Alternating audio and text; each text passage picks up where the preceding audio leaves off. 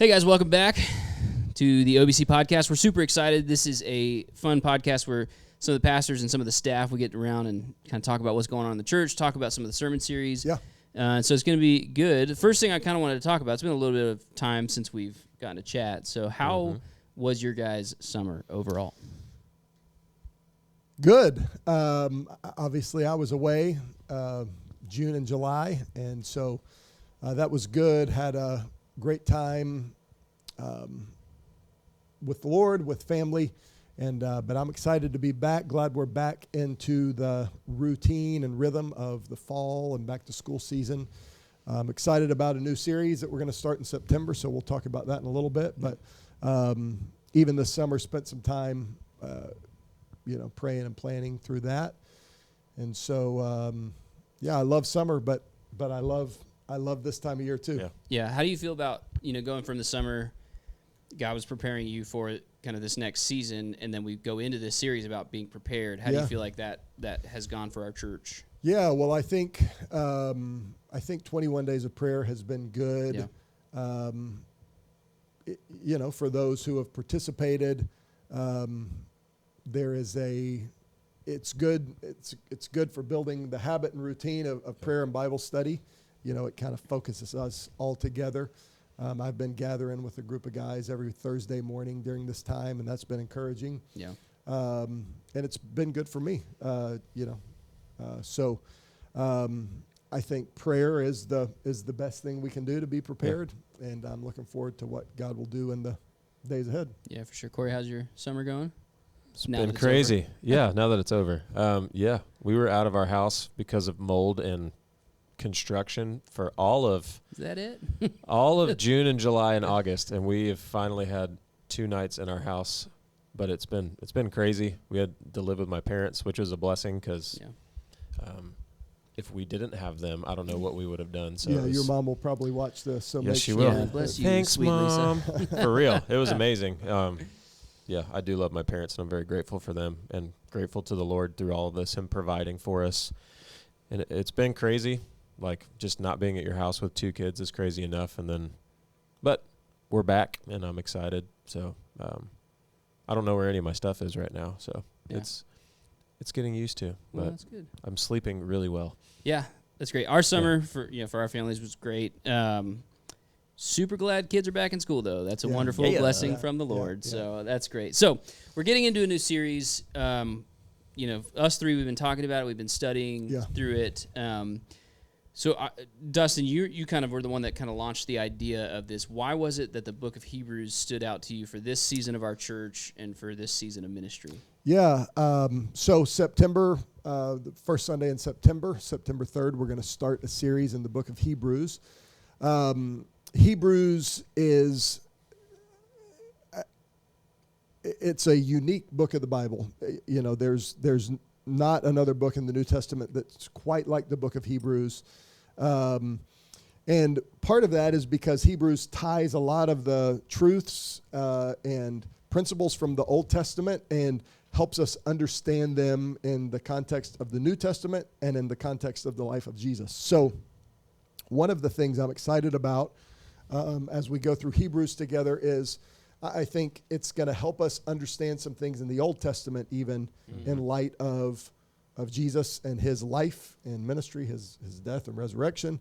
And so I think there's probably a lot of people who struggle with how to read and how to understand the Old Testament. And so I think as we go through Hebrews, that will give us some help in that as well. Yeah, so one of the things that I think Hebrews really does super well, and you're kind of touching on that, is just biblical literacy in general. We live in a season of time where there might be some older folks in our church and in our population that have heard these stories a bunch and have, a good understanding of the Old Testament. But for some of our, even for my generation, for millennials, like I didn't really grow up in church as much, and so there are stories that I didn't hear until I was like 21 years old. So what's cool about going through the book of Hebrews is you get a lot of those huge highlight points of what's called the meta-narrative, so the overall story of Scripture, and it's just super helpful because the more that you can know how, let me say it this way, it's really interesting to see how the issues that Adam and Eve had and Moses had and Abraham had are still the issues that I have. Right. And Yeah. so it really helps me connect and go, wait, if all of human history has been dealing with this sin issue, I'm not unique. And Right. so I don't need to come up with some new plan to satisfy my heart or some new plan to try to get rid of sin. I can look back to the scriptures, especially even the Old Testament, and see, like, how did they deal with their sin issues? So that for me, the book of Hebrews is really important because it just, I love history. I know you love history too. It's like, it just gives you such a good understanding of, like, man, this is not a separate people's history. This is, I'm part of the church, and this is part of our history as God's people. Yeah. So any other thoughts on kind of the uniqueness of the book of Hebrews? I love it because when you read the Gospels and Jesus even says, I have not come to get rid of the law, but I've come to fulfill it. And even in Romans, Paul talks about the law a little bit, but Hebrews is like, well, if I want to understand when Jesus said that or understand more of the law and Abraham and all of that, like Hebrews is the answer, like to get deeper into that. Like, what did Jesus mean? Like, what does that mean? Like tying it together, like, oh, Jesus is the perfect fulfillment of all of the law, of all of, sacrifice and being a perfect high priest, and just the picture of him being like, oh, it was pointing to him the whole time. Yeah. And it really dives into that. So that's why I love it. So it is the Old Testament. It's not, we're throwing it away. You can read, if you understand Hebrews, you go back and read all of the Old Testament, and I'm just like, I see Jesus everywhere because I understand this and I can see it, and it's just really good. I love it. Well, and it helps you too get a sense of, this is when Jesus was talking in the New Testament, he was filtering a lot of this through these old texts. Yeah. And so for us as New Testament believers, and we're not part of the Jewish culture necessarily, it's just really helpful to go like, well, when Paul, who was a Pharisee, and Jesus, who was Jewish, like, it's helpful to see how they viewed walking with God in this covenant of grace kind of thing. So one of the most famous chapters of Hebrews is Hebrews 11, and we call it the Hall of Faith because it talks to us about Noah and about Moses and about these faithful believers who came before in the Old Testament, and so it connects the story of God in our life today to the story of God in their life then, and so this idea of the Old and New Testament being connected, that they're not separate, that they're telling one big story, as John said, the meta narrative. But Hebrews chapter 4, verse 12 talks about the Word of God, and it says this: the Word of God is living and effective, sharper than any double-edged sword, penetrating as far as the separation of soul and spirit, joints and marrow. It's able to judge the thoughts and intentions of the heart.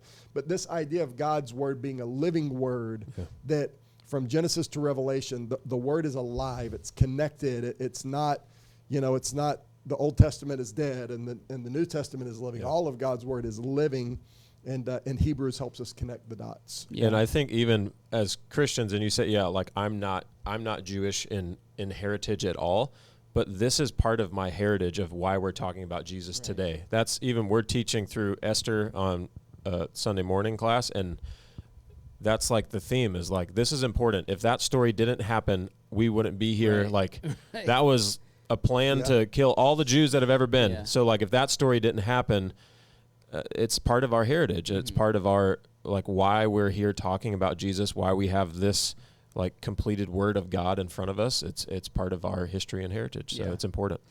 Yeah. So one of the things it'd be fun to touch on real quick is looking at a series like Hebrews. There's different ways to go through it. You can go through it topically. You can go through it, any different way. But we're specifically going to go through it exegetically. Do you want to kind of touch on what exegetical preaching is and why it's important for the overall health of a church as part of their nutrition? Right. Yeah. So we'll be in Hebrews for a while.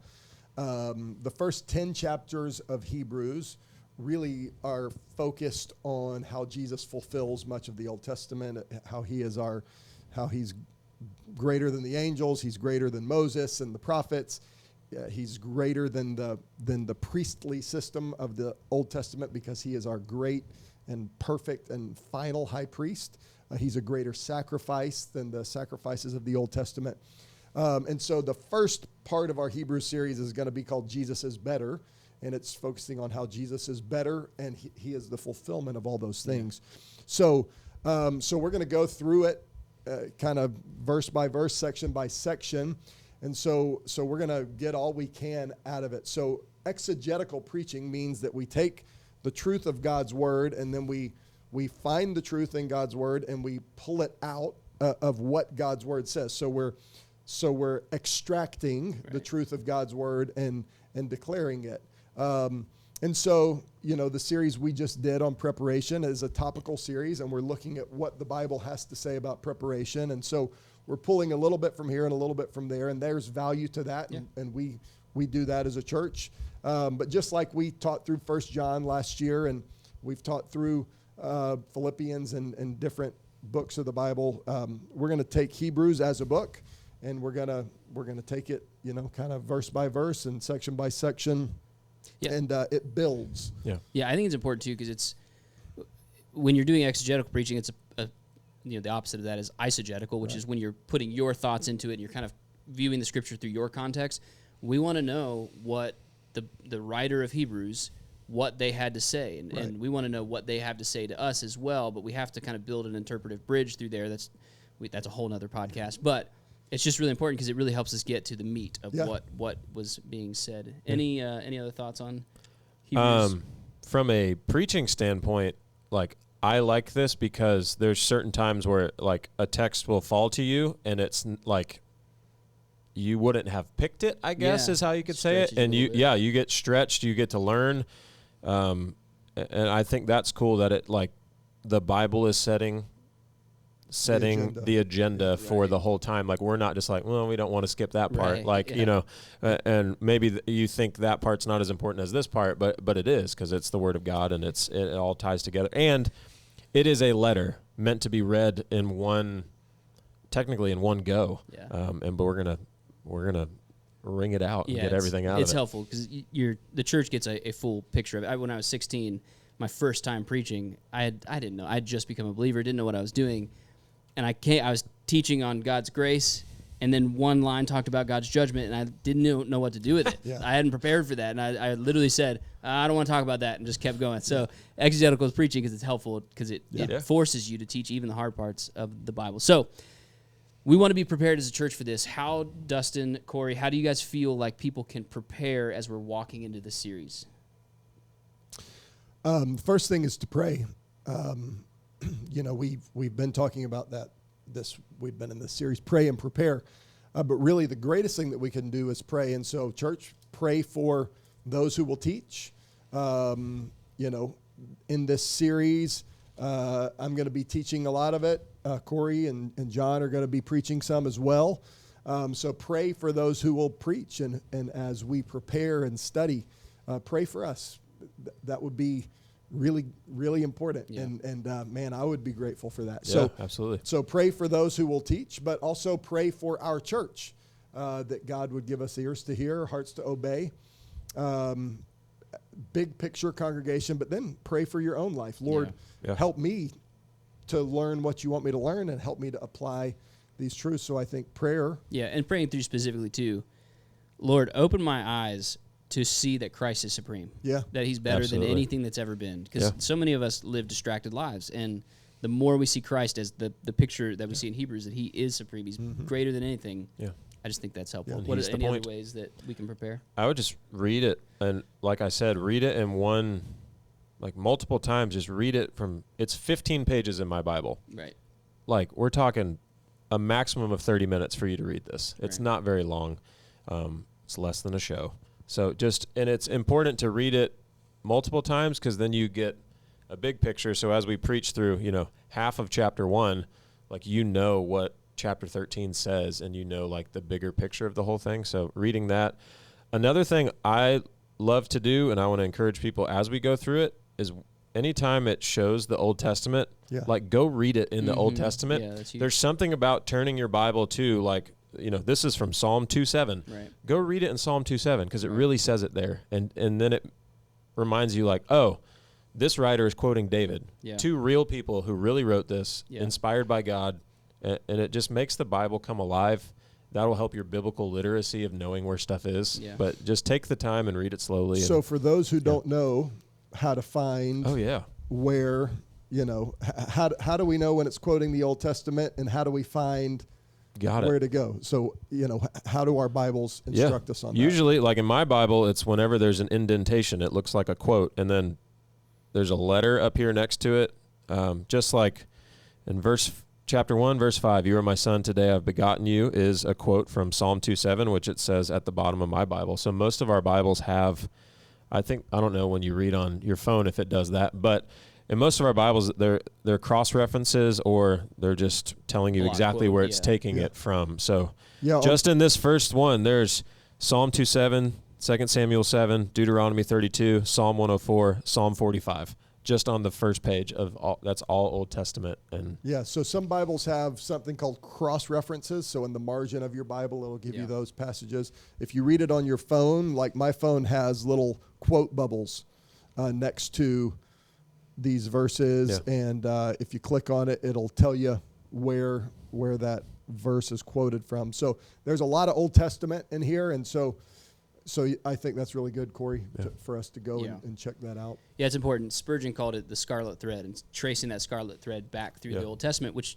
does transform the way that you read the Old Testament when you're just going chronologically. You see Jesus through the whole thing. It's really cool. So any other last kind of details on either Hebrews or just kind of anything you want our church to know in this next season of time? Yeah, I think please read through Hebrews. Yeah. I mean, if you read a chapter a day, if you read it all the way through once a week, it wouldn't be too much. And, it would really, God will use his word to penetrate your heart. It's the verse I read, Hebrews 4:12, that the word of God is living and effective, and it penetrates our heart and soul. So read it, and let's really get all that God wants us to get out of the book of Hebrews. But as you do it, maybe if you have a question, write it down. Write the questions down. Hopefully we'll answer those. Well, email them to us, because then we can answer them on the podcast, because that's really a great opportunity for us. So if you want to email any of us, John at Orlando Baptist, any of our names, that would work out really great. Yeah. So John, Jon, at orlandobaptist.com. Corey, Cory, at orlandobaptist.com. And I'm Pastor Dustin at orlandobaptist.com. You can also email info@orlandobaptist.com just for a general. We probably need to come up with an official podcast questions email. at orlandobaptist.com. Yes. Cool. Well, guys, appreciate your time. We're going to be trying to put out podcast episodes regularly for this next season, so please, if you could, subscribe to the channel. We also have a lot of missionaries around the world, and we're going to get updates from them. So now I'm going to turn it over to one of our missionaries. Thanks for watching, guys. We'll see you next time. Awesome. Hi, we're Donald and Laura Holstrom, and we're your missionaries with Wycliffe Bible translators, reaching the Bibleless language communities across Asia. The Bible I hold here is the Ilune New Testament. The Ilune language is located in Maluku, Indonesia, and we had the privilege of going to the dedication of this New Testament for them years ago. Well, now we're happy to report that the Old Testament is being finished in the Ilune language, and soon they'll have a complete Bible. But there's still 1,400 languages waiting for a Bible translation to be started. They don't have anything in their language yet. Wycliffe has asked us to work with 7 countries in Asia, and together they have a Christian population of less than 6%. We appreciate your partnership with us in helping us to reach these language communities still waiting for a Bible translation to be started and Bible translations to be finished. We appreciate your prayers for us and for our safety while traveling, and your prayers for the work going on in Asia. But most of all, we appreciate your prayers for those souls, those families, those communities who needs God's word so that they know about what God did for them on the cross. Thank you for your prayers for them and for us.